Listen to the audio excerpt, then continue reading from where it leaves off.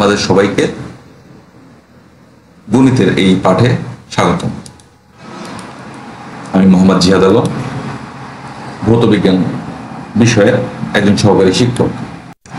আমরা গণিত অধ্যায়ের বাস্তব সংখ্যা নিয়ে আজকে আলোচনা করব এবং এই অধ্যায় শেষে আমরা আশা করছি বাস্তব সংখ্যার শ্রেণীবিন্যাস, দশমিক ভগ্নাংশ, তাদের শ্রেণীবিন্যাস, আবৃত দশমিকের ভগ্নাংশ ব্যাখ্যা, অসীমানুবৃত দশমিক ভগ্নাংশ ব্যাখ্যা, সদৃশ ও বিসদৃশ দশমিক ভগ্নাংশ ব্যাখ্যা করতে পারবো, আবৃত দশমিকের ভগ্নাংশের যোগ বিয়োগ গুণ ভাগ করতে পারবো এবং এই সংক্রান্ত সকল সমস্যার সমাধান করতে পারবো। আমাদের চারপাশে প্রতিটি মাপযোগ, প্রতিটি হিসাব, সেটা হোক টাকা পয়সা অথবা সময় অথবা দৈর্ঘ্য, প্রস্থ, উচ্চতা অথবা সেটা ওজন বা ভর, সবগুলোই সংখ্যার উপরে নির্ভর করে। কিন্তু এই সংখ্যাগুলো আসলো কোথা থেকে? আজ আমরা এই সংখ্যার ইতিহাস থেকেই শুরু করব। প্রাচীন গ্রীসে গণিতবিদরা সংখ্যাকে দুই ভাগে ভাগ করতেন, একটা সাংখ্যিক সংখ্যা, একটা জ্যামিতিক সংখ্যা।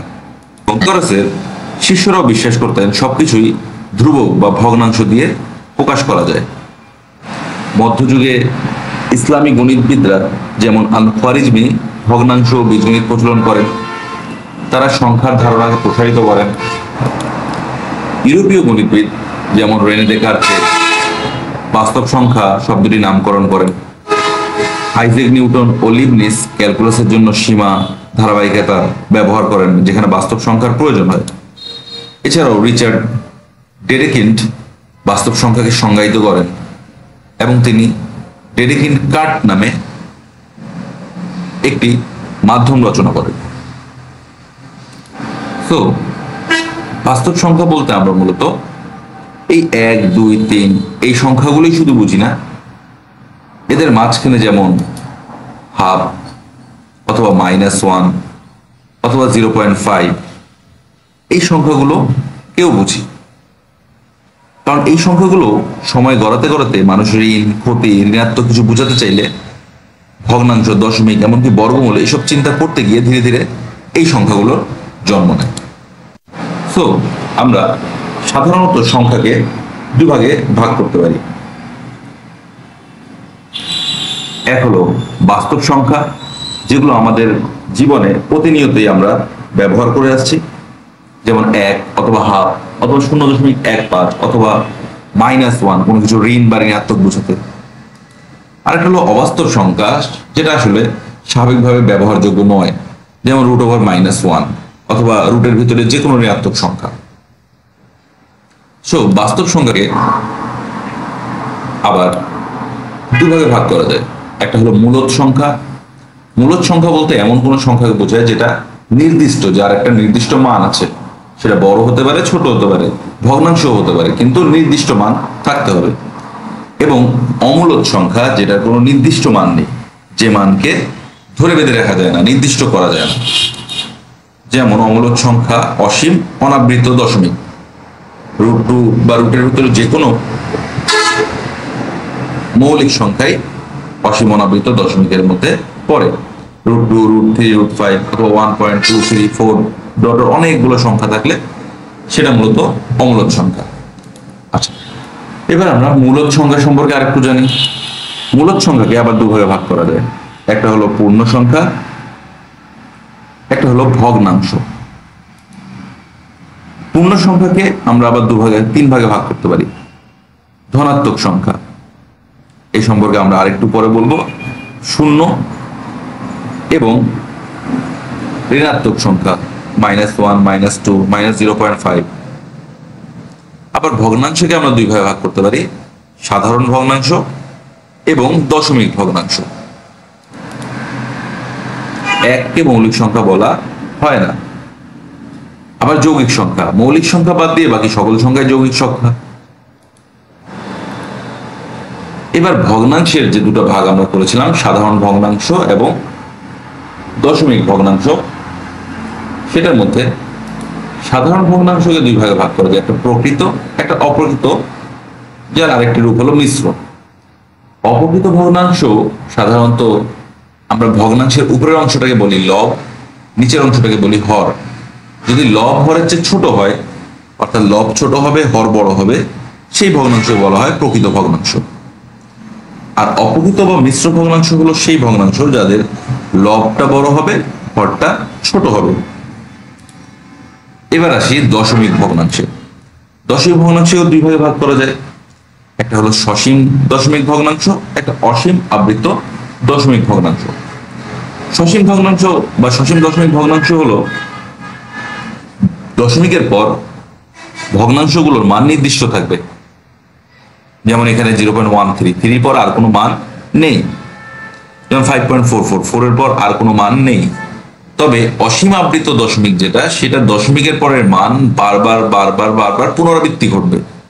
যেমন এখানে একটা দেখতে পাচ্ছি 22222। এবং এই অধ্যায়ে আমরা এই অসীম আবৃত দশমিকের সম্পর্কে আরো অনেক ব্যাখ্যা জানতে পারবো, এদের যোগ বিয়োগ গুণ ভাগ সম্পর্কে জানতে পারবো, সাথে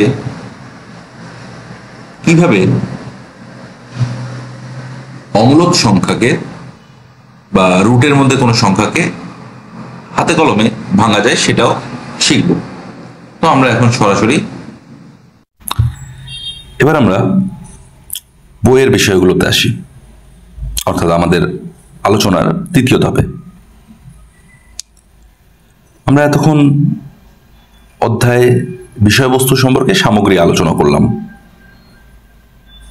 এবার আমরা একটু বুঝি একটি সংখ্যারেখার মাধ্যমে কিভাবে সংখ্যাগুলো বিস্তারিত। যেমন যদি আমরা কল্পনা করি একটি সংখ্যারেখার শূন্যের দুই পাশে, তো এক পাশে 1 2 3 4 এইভাবে চলতে চলতে অসীম পর্যন্ত যায়। অপর পাশে -1 -2 -3 -4 এভাবেই অসীম পর্যন্ত যেতে থাকে। এটা মূলত আমাদের বাস্তব সংখ্যা। এরই মধ্যে আমাদের যেমন 1 এবং 2 এর মধ্যে রয়েছে 1.1, 1.2, 1.9, আবার 1.91, 1.92। এরই মধ্যে আমাদের কোথাও রয়েছে 2.33333। এরই মধ্যে রয়েছে আমাদের এর কোনো জায়গায় -3/2। অর্থাৎ সকল সংখ্যাগুলো এর মধ্যে রয়েছে এবং এই সকল সংখ্যাই বাস্তব সংখ্যা। এরই মধ্যে কোথাও আমাদের রয়েছে √2। অর্থাৎ এই সংখ্যাগুলো আমরা স্বাভাবিক লাইফে ব্যবহার করতে পারি এবং এগুলোই বাস্তব সংখ্যা বলা হয়। এখন এই বাস্তব সংখ্যাগুলো কিছু বৈশিষ্ট্য মেনে চলে, যা স্বভাবতই আমরা প্রয়োগ করি হয়তোবা জানি না। যেমন 1 নম্বর বৈশিষ্ট্য হলো, যদি a এবং b এই দুটা বাস্তব সংখ্যা হয় তাহলে a প্লাস b একটা বাস্তব সংখ্যা হবে এবং a b ও বাস্তব সংখ্যা হবে। অর্থাৎ এবং a প্লাস b সবসময় b প্লাস a এর সমান হবে, a b ও সবসময় b এর সমান হবে। অর্থাৎ মনে করি 2 এবং 3 এই দুটি বাস্তব সংখ্যা, তাহলে 2 + 3 = 5 এটাও বাস্তব সংখ্যা হবে, 2 × 3 = 6 এটাও বাস্তব সংখ্যা হবে। আবার 2 + 3 যদি 5 হয়, 3 + 2 ও 5 হবে এবং 2 × 3 6 হলে 3 × 2 ও 6 হবে। আমরা স্বভাবতই এই বৈশিষ্ট্যগুলো ব্যবহার করে থাকি। হয়তোবা দেখা যাচ্ছে চলকের মাধ্যমে আসলে যেন সেটা আমাদের অন্যরকম না মনে হয়। বিষয়গুলো সেম। একইভাবে যদি শূন্যের সাথে প্রয়োগ করা হয়, অর্থাৎ শূন্যর সাথে a যোগ করা হয় তাহলে a হবে, কিন্তু শূন্যর সাথে যদি a গুণ করা হয় তাহলে 0 হবে। যেমন শূন্যর সাথে 2 যোগ করলে 2, শূন্যর সাথে 2 গুণ করলে 0। এছাড়াও একই সংখ্যার যদি ঋণাত্মক মানের সাথে সংখ্যাটা যোগ করা হয়, অর্থাৎ a যোগ মাইনাসে করা হলে সেটার মান 0 হবে। আবার একই সংখ্যার বিপরীতার্থকের সাথে যদি গুণ করা হয় তাহলে 1 হবে। যেমন 2 প্লাস মাইনাস 2 0 হবে, এবং 2 গুণন 1/2 আমরা সাধারণত কেটে ফেলি, এইভাবে 1 হবে।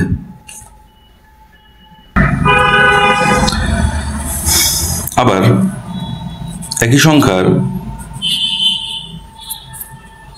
যদি গুণ করা হয়, অর্থাৎ এখানে a b c তিনটাই যদি বাস্তব সংখ্যা হয় তাহলে এর গুণফলটা হবে ab প্লাস ac,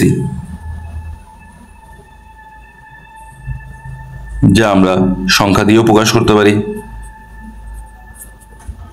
অর্থাৎ 3 যোগ 7, 3 যোগ 4 7, 7 দুগুণে 14, আবার 3 দুগুণে 6, 4 দুগুণে 8, এটাও 14 হবে।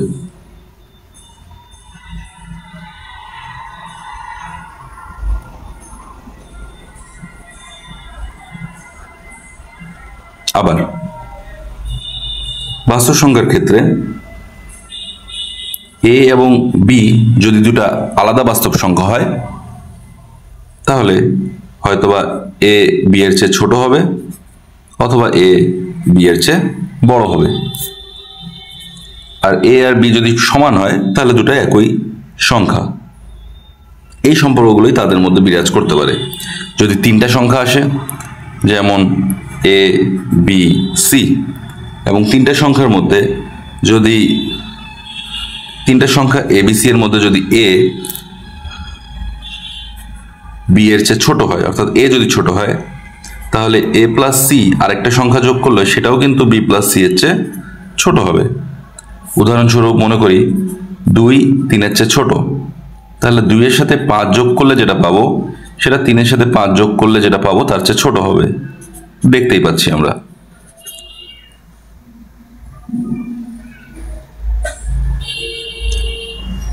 এবং গুণের ক্ষেত্রেও কিন্তু একই রকম সূত্র কাজ করে। যেমন যদি a b c তিনটা বাস্তব সংখ্যা হয় এবং a b এর চেয়ে ছোট হয়, তাহলে ac ও bc চেয়ে ছোট হবে। যেমন মনে করি 2 3 এবং 4 তিনটা বাস্তব সংখ্যা, তাহলে যেহেতু এই বাস্তব সংখ্যার মধ্যে আমি দেখতেই পাচ্ছি যে 3 2 এর চেয়ে, অর্থাৎ 2 3 এর চেয়ে ছোট, তাহলে 2 এর সাথে যদি 4 গুণ করি যেটা পাবো সেটা 3 এর সাথে 4 গুণ করে যেটা পাবো সেটা চেয়েও ছোট হবে স্বভাবতই। এই অধ্যায়ে আমাদের মূল যে দুটি বিষয় নিয়ে আলোচনা করেছে তার মধ্যে একটি হলো অসীম আবৃত্ত দশমিক ভগ্নাংশ। অসীম আবৃত্ত দশমিক ভগ্নাংশ, মনে করো আমি 3 কে 2 দিয়ে ভাগ করি, তাহলে আমরা ফলাফল কি পাবো? 2 1 কে 2 থাকলো 1, যেহেতু 2 কে 1 ভাগ করা যায় না, একটা দশমিক নিয়ে 0, তারপরে 5 দুগুণে 10, আমরা ফলাফল পাইলাম 1.5। এটা সসীম দশমিক। কিন্তু যদি আমরা 10 কে 3 দিয়ে ভাগ করি, আমরা পাবো 3 দিনে 9, নামলো 1, দশমিক নিলাম 0, আবার 3 দিনে 9, নামলো 1, আবার একটা 0, আবার 3 দিনে 9, নামলো 1। এভাবে এই সংখ্যাটা চলতে থাকবে। যেহেতু আমরা জানি যে 3 চলতে থাকবে এবং যত দূরই যাবে 3ই থাকবে, অর্থাৎ মান যেহেতু নির্দিষ্ট, এই জন্য এটাকে মূলদ সংখ্যা হিসেবে ধরা হয়। তবে এটা অসীম আবৃত মূলদ, অসীম আবৃত দশমিক ভগ্নাংশ, এবং এটাকে প্রকাশ করার জন্য চলমান সংখ্যার উপরে একটা ডট চিহ্ন দেওয়া হয়। ওই ডট মানে বা ওই ডট যতগুলোর মধ্যে থাকবে, অর্থাৎ মনে করো কোনো সংখ্যা যদি এরকম থাকে 1.23 দুটোর উপরে ডট, এর মানে এটা চলতে থাকবে 2323 এইভাবে করে। মনে করো এইভাবে আছে 1.346 এই দুটোর উপর ডট, এর মানে 3টা থাকবে কিন্তু 46 চলতে থাকবে। মনে করো কোনো সংখ্যা আছে এরকম 1.507 5 এবং 7 এর উপর ডট, এর মানে 1.507 507 507 চলতে থাকবে। এটাই মূলত অসীম আবৃত দশমিক ভগ্নাংশ। এবার এই অসীম আবৃত দশমিক ভগ্নাংশের যোগ বিয়োগ গুণ ভাগ সম্পর্কে আমরা একটু জানব। সাধারণত অসীম আবৃত দশমিক ভগ্নাংশ যখন গুণ করা হয় বা ভাগ করা হয় বা যোগ করা হয়, তখন নির্দিষ্ট কিছু নিয়ম মেনে সেটা করতে হয়। যেমন আমরা প্রথমে যোগ বা বিয়োগের ক্ষেত্রে বিষয়টা দেখি। মনে করি দুটো সংখ্যা, একটা 5.67 উভয়ের উপর ডট এবং একটা সংখ্যা 4.1 শুধু 1 এর উপর ডট এবং একটা সংখ্যা 5.0607 6 এবং 7 উপর ডট। এই তিনটা সংখ্যা আছে, এই তিনটাকে আমরা যোগ করব বা বিয়োগ করব। বিয়োগ তো দুটো সংখ্যার মধ্যে হয়, এটা যোগ করি। যোগ বা বিয়োগ যেটাই করতে চাই, যোগ অথবা বিয়োগ দুটার ক্ষেত্রেই আমাদের যে কাজটি করতে হবে, প্রথমে এই ভগ্নাংশকে সদৃশ আবৃত দশমিকে প্রকাশ করতে হবে। সদৃশ আবৃত দশমিক প্রকাশ করার নিয়মটা আমরা একটু দেখি। আমরা জানি এখানে এরকম থাকা মানে হলো 6 7 চলতে থাকবে, 4.1 এবং 5.0607 607 এটা চলতে থাকবে। এখন যোগ বা বিয়োগ করার জন্য আমাকে প্রথমে একে সদৃশ আবৃত দশমিক ভগ্নাংশে প্রকাশ করতে হবে। সেটা কিভাবে করব? আমরা দশমিকের আগে যে সংখ্যাগুলো আছে সেগুলো যেভাবে আছে সেভাবেই রেখে দেব। দশমিকের পরে আমরা দেখব যে আবৃত দশমিক চিহ্ন ছাড়া কয়টা সংখ্যা আছে। দেখতে পাচ্ছি এটাতে একটাও নেই, এটাতেও একটাও নেই, এটাতে একটা আছে। তো আমি প্রত্যেকটা থেকে একটা করে সংখ্যা আবৃত দশমিক হিসেবে নিয়ে ফেলব। এখান থেকে 6 নিলাম, এখান থেকে 1, এখান থেকে 0। যেহেতু সর্বোচ্চ একটা সংখ্যাই তিনটার মধ্যে সর্বোচ্চ যেটা থাকবে, যদি কোনোটা দুটা থাকে তাহলে সবগুলো থেকে দুটা, তিনটা থাকলে সবগুলো থেকে তিনটা। এখানে দেখছি সর্বোচ্চ একটা সংখ্যা আছে যেটা এই চিহ্ন আবৃত দশমিক চিহ্ন ছাড়া আছে, সুতরাং প্রত্যেকটা থেকে একটা করে নিলাম। ওকে, এরপরে আবৃত দশমিক সহ কয়টা আছে? এটাতে দুটো আছে, এটাতে আছে দুটা, এটাতে আছে একটা, এটাতে আছে তিনটা। এখন এই তিনটা সংখ্যার লসাগু আমাদের বের করতে হবে। আমরা জানি 2 3 এবং 1 এর লসাগু হলো 6। সুতরাং আমরা প্রত্যেকটা থেকে প্রথম সংখ্যার পরে, অর্থাৎ যে সংখ্যাটা নিছি তারপর থেকে 6টা সংখ্যা গণনা করে নিয়ে ফেলবো। যেমন এখানে 1 2 3 4 5 6 7 6 7 6 7 6 এটা নিয়ে ফেললাম। পরেরটা থেকেও ঠিক 6 এবং 1 2 3 4 5 6 এবং তারপরটা থেকেও 6টি 6 0 7 6 0 7। আমাদের সদৃশ্য দশমিকে প্রকাশ করা হয়ে গেছে। এই যে আমরা প্রকাশ করলাম, এটাই হলো সদৃশ আবৃত দশমিক।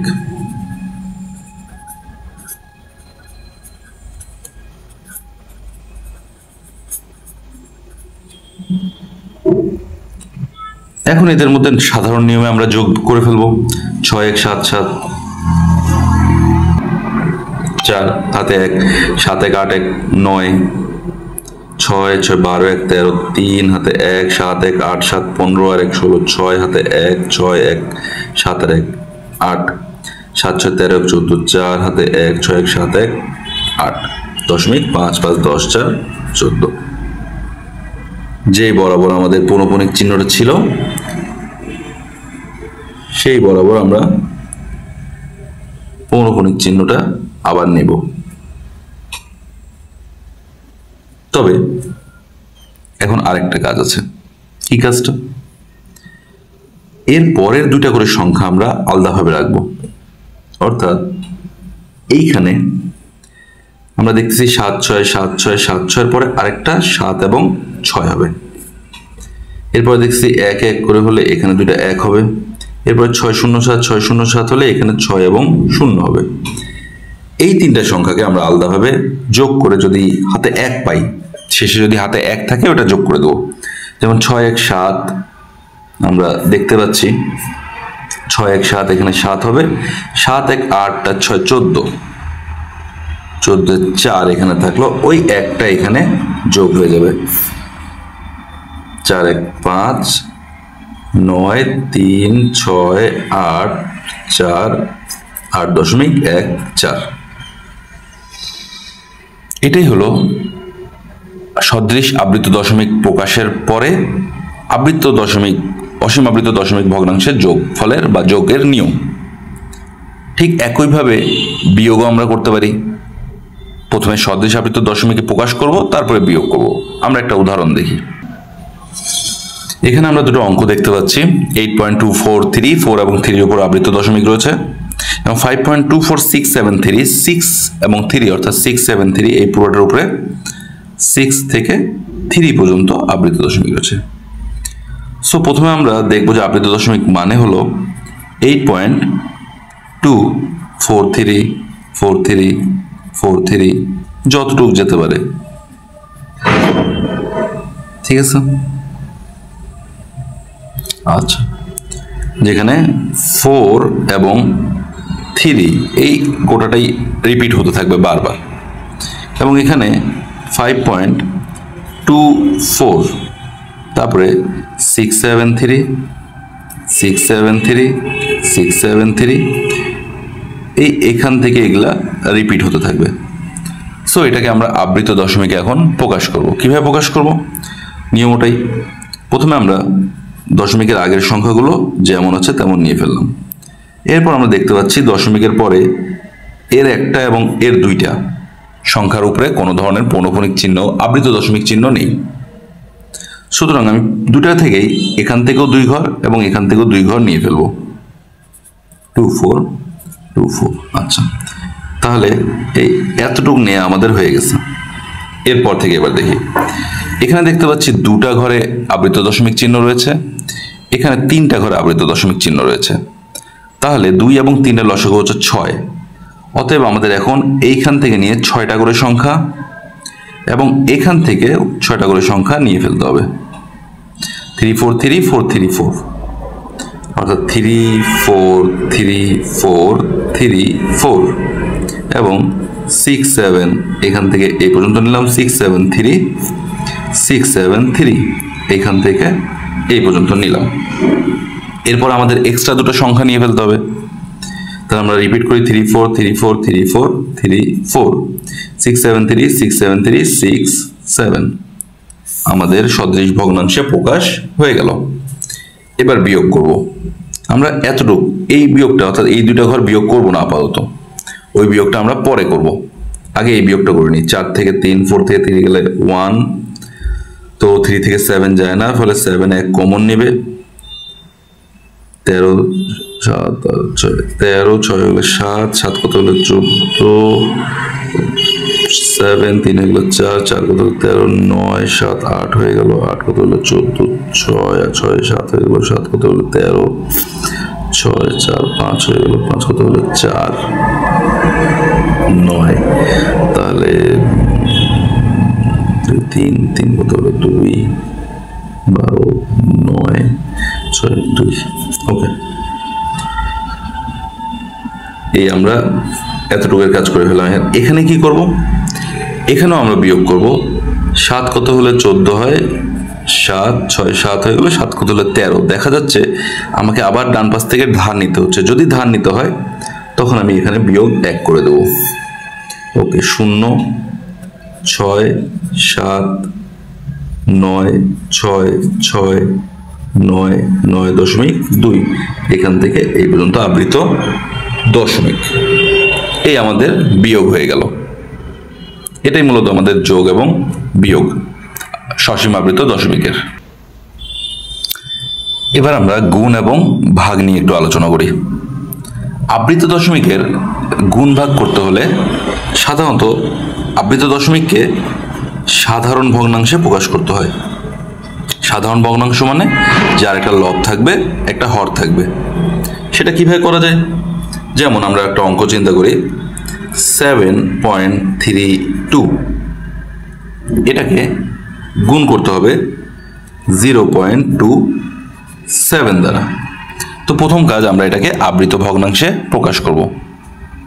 আবৃত ভগ্নাংশে প্রকাশ করার নিয়ম হলো, প্রথমে সম্পূর্ণ সংখ্যাটাকে আমরা লিখব, তার থেকে বিয়োগ করব যে সংখ্যার উপরে আবৃত দশমিক চিহ্ন নেওয়া নাই।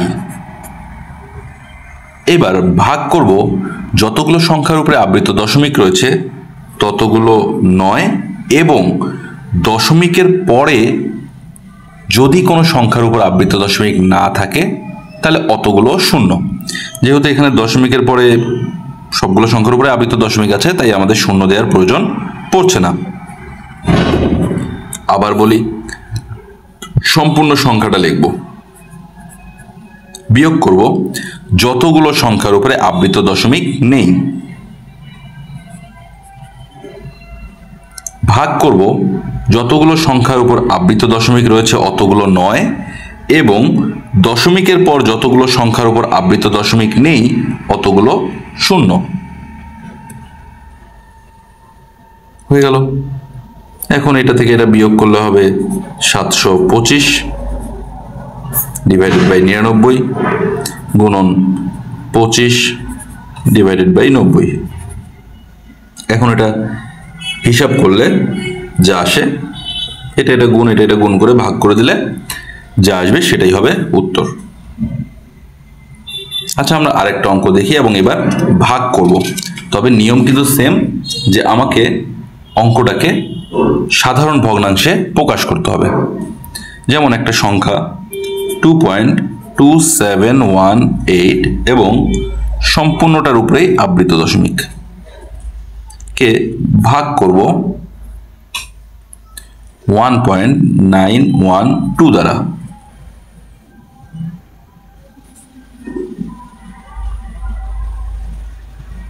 ঠিক আছে, দেখি কত অ্যান্সার আসে। তো প্রথম কাজ হলো একইভাবে প্রথমে আমরা কি করব, সম্পূর্ণ সংখ্যাটা লিখব, কোনো দশমিক দেব না, বিয়োগ করব যতগুলো সংখ্যার উপরে আবৃত দশমিক চিহ্নটা নেই, ভাগ করব যতগুলো সংখ্যার উপরে, এখানে 1 2 3 4 চারটাই কিন্তু আবৃত দশমিকের অভ্যন্তরে, তাই 4টা 9 নিলাম, এবং দশমিকের পর যতগুলো সংখ্যার উপরে আবৃত দশমিক চিহ্নটি নেই অতগুলো 0। এখানে তো দশমিকের পর সবগুলোর উপরেই আছে, তাহলে 0 হবে না।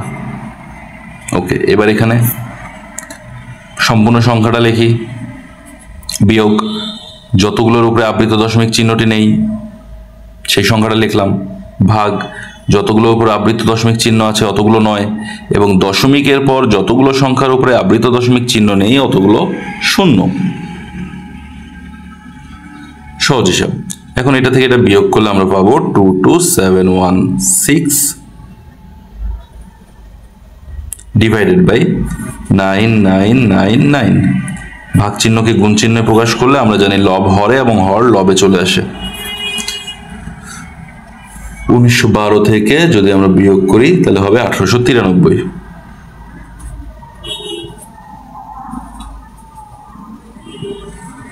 এখন এগুলো ভাগ করলে আমরা এরকম একটা সংখ্যা পাবো,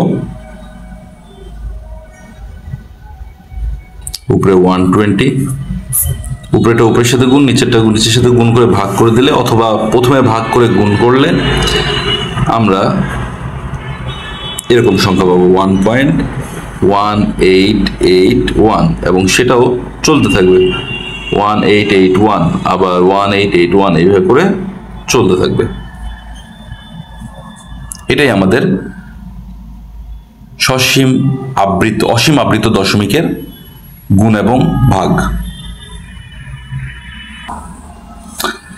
এবার আমরা অমূলদ সংখ্যা নিয়ে একটু আলোচনা করব, এই অধ্যায়ের মূল দ্বিতীয় বিষয়। অমূলদ সংখ্যা মানে হলো যে সংখ্যাগুলো নির্দিষ্ট নয়, যে সংখ্যাগুলোর কোনো নির্দিষ্ট মান নেই, যে সংখ্যাগুলোর মানগুলো অসীম, চলতেই থাকে এমন মানগুলোই সাধারণত অমূলদ মান। মূলদ বলতে আমরা নির্দিষ্ট মানগুলোকে বুঝি, কিন্তু অমূলদ বলতে আমরা বুঝি যেটা নির্দিষ্ট করা যায় না। যেমন √2 যদি আমি ক্যালকুলেটরে লিখি তাহলে এখানে মান আসবে হলো 1.414213 এরকম মান। এখন অমূলদ সংখ্যা বলতে আমরা সাধারণভাবে যেটা বুঝি, এই সংখ্যাগুলোকে ভগ্নাংশ আকারে প্রকাশ করা যায় না। মূলদ সংখ্যা যত বড়ই হোক, যত দশমিকই হোক, এই সংখ্যাটাকে ভগ্নাংশ আকারে প্রকাশ করা যায়। যেমন একটু আগে আমরা দেখলাম একটি 1.5কে আমরা 3/2 আকারে প্রকাশ করতে পারি, অথবা 3.3333 চলতেছে, এটাকে আমরা 10/3 আকারে প্রকাশ করতে পারি।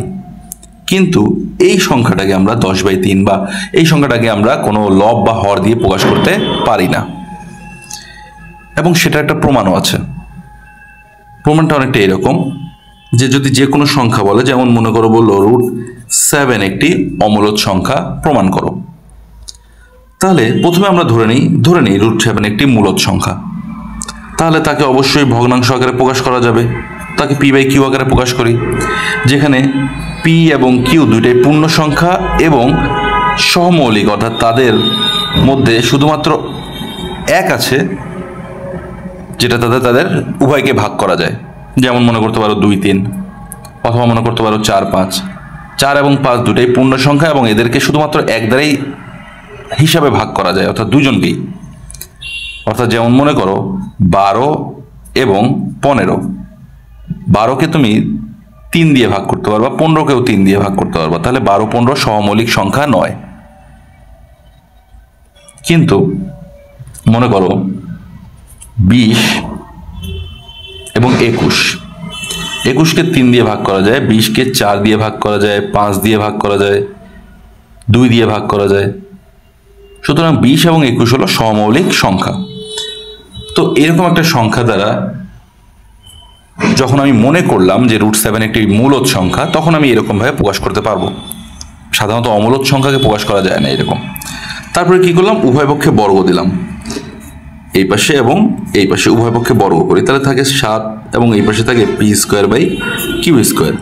তারপরে q কে এই পাশে গুণ করে 7q = p²/q পাই। এখন দেখো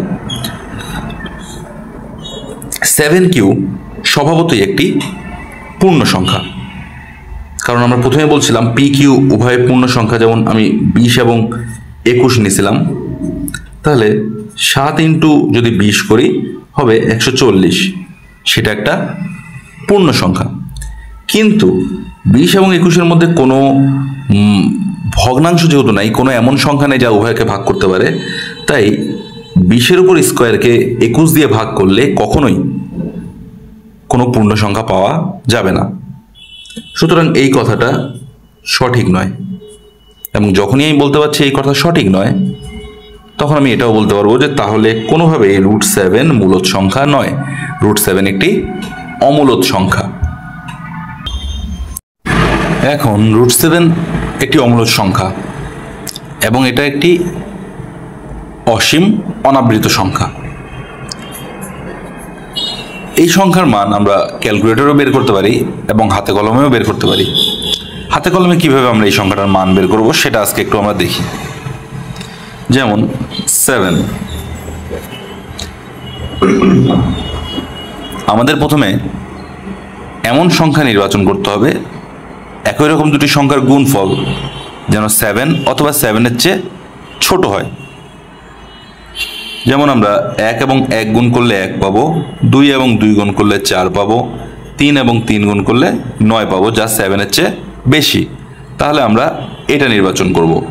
2 গুণন 2 থাকবে 4, নিচে আসবে 3। এবার সাধারণ ভগ্নাংশের ক্ষেত্রে আমরা এখানে দশমিক নিলে এখানে একটা করে শূন্য নিতাম, কিন্তু অমূলদ সংখ্যা নির্ণয়ের ক্ষেত্রে এখানে শূন্য নিব 2টা। এবং পরের ধাপে এখানে দশমিক নিয়েছি, এই 2-এর ডবল এখানে লিখতে হবে। এরপরে এখানে এবং এখানে এমন 2টা সংখ্যা দিয়ে গুণ করতে হবে যেন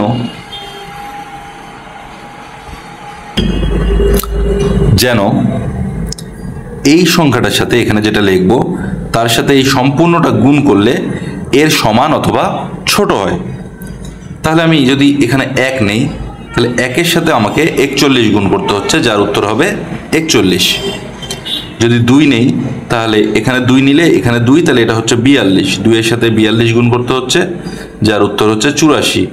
3 নিলে 3-এর সাথে 43 গুণ করতে হচ্ছে, যার উত্তর হচ্ছে 129। 4 নিলে 4-এর সাথে 44 গুণ করতে হচ্ছে, যার উত্তর হচ্ছে 226। 5 নিলে 5-এর সাথে 45 গুণ করতে হচ্ছে,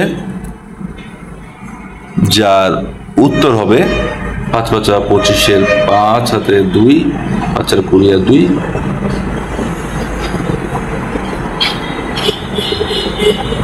আচ্ছা, এটা একটু ভুল হয়েছিল। 4 × 6 = 24, 4 হাতে 4 × 16, 6 হাতে 1, 4 16 1 17, 176। 5 × 5 = 25, 5 হাতে 2, 5 × 20 আর 2, 22, 225। আচ্ছা, আরেকবার দেখি। 6 দিয়ে 46, এখানে 6 নিলাম, এখানে 6 নিলাম, এটা দিয়ে এই সম্পূর্ণটা গুণ। 6 × 6 = 36, 6 হাতে 3, 4 × 6 = 24 আর 3 27। অনেকটা কাছাকাছি গিয়েছে। আচ্ছা, 7 দিয়ে দেখি। 7 × 47, 7 × 7 = 49, 9 হাতে 4, 4 × 7 = 28, 4 32, যা এর চেয়ে বেশি হয়ে গেছে। তাহলে এটা নেওয়া যাবে না। আমরা নিব 6, অর্থাৎ এখানেও 6 নেব, এখানেও 6 নেব, এবং 6-এর সাথে 46 গুণ করলে আমরা পাবো 276। নামবে কত দেখি। 6 কত হলে 10, 4 7 8 24। এখন যেহেতু 46-কে দিয়ে 24-কে ভাগ করা যায় না, এর পাশে আবার 2টা শূন্য নেব এবং আবার এই সম্পূর্ণটা ডবল এখানে লিখব। আমরা জানি 26 দুগুণা হবে 52, এবং আবার এইখানে এবং এইখানে এমন একই 2টা সংখ্যা নিব যেন এই সংখ্যাটার সাথে এই পুরোটা গুণ করলে এর চেয়ে সমান অথবা কম হয়, এবং এইভাবে করেই আস্তে আস্তে আস্তে আস্তে এই সংখ্যা চলতে থাকবে, অসীম অনাবৃত সংখ্যার মতো।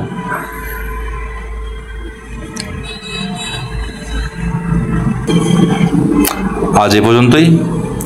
এর পরের ভিডিওতে এই অধ্যায়ের অনুশীলনী এবং গাইডের সমস্যা প্লাস সিকিউ এবং এমসিকিউ নিয়ে আলোচনা করা যাবে। সবাই ভালো থাকবেন, ধন্যবাদ।